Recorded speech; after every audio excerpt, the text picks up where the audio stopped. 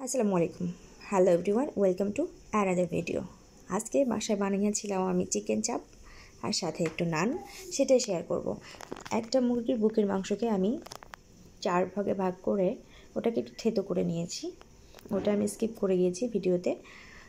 এবার আমি একটু টমেটো সস, সয়া সস, আদা বাটা, রসুন বাটা, জিরা এবং গোলমরিচ একসাথে বেটে নিয়েছি। লেবুর রস দিয়ে দিলাম, দিয়ে দিচ্ছি ধনে গুঁড়া আর মরিচের গুঁড়া স্বাদ মতো, লবণ,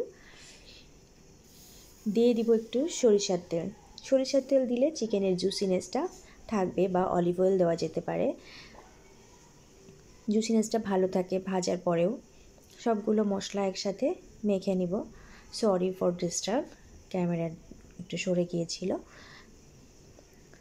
এবার সবগুলো মশলা ভালো মতো মেখে নিব। আমরা বাইরে যতই চিকেন চাপ খাই, বাসায় একটু বানিয়ে খেলে আসলে অন্যরকম লাগে। আর বাসারটা যত হাইজেনিক ওয়েতে বানানো হয়, বাইরেরটা তো আসলে এত হাইজেনিক ওয়েতে হয় না। ওরা অনেক রকম স্পাইস ইউজ করে, যেটা স্বাস্থ্যের জন্য ভালো না।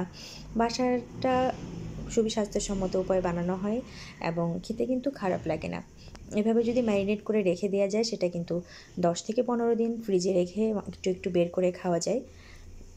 আমি 1 ঘন্টা ম্যারিনেট করে রেখেছিলাম। তারপরে এখন আমি ময়দাতে কোট করে নিচ্ছি। ময়দাতে কোট করে নিলে ভিতরটা জুসি থাকবে এবং বাইরেটা ক্রিস্পি হবে। কোট না করে নিলে মাংসটা বেশি পুড়ে পুড়ে যাবে। এভাবে আমি প্যানে সরিষার তেল দিয়ে ঢেকে কুক করে নিব কিছুক্ষণ। এক পার্ট 3-4 মিনিট করে করে নিলেই হয়ে যাবে, কারণ মাংস মাখিয়ে রাখার কারণে কিন্তু অনেক সফট হয়ে গিয়েছে।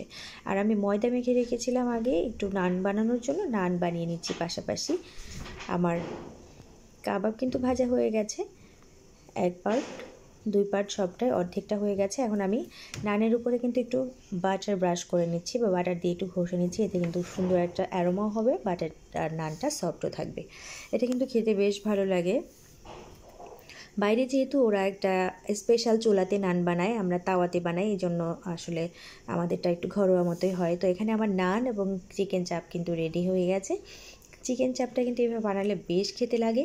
আর বাচ্চারা যেহেতু বাইরের খাবার খাওয়াটা একটু হার্মফুল, তাই বাসায় বানিয়ে আমরা খাওয়াতেই পারি। কেমন হলো জানাবেন, আর আমার চ্যানেলের পাশে থাকবেন।